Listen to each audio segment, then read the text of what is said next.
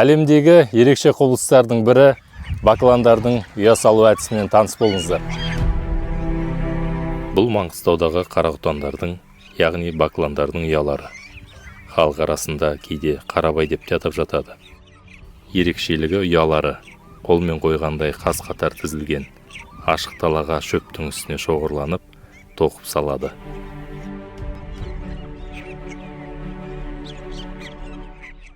Құрық ауылындағы бакландардың жартасқа ұя салуын көрдік. Ал мына жердегі бакландар ерекше бір саппен салынған ұяларды көріп отырмыз. Бұл өте ерекше құбылыс.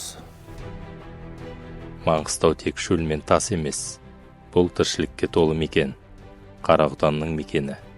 Осындай ғажапты бірге көріп, табиғатты аялайық.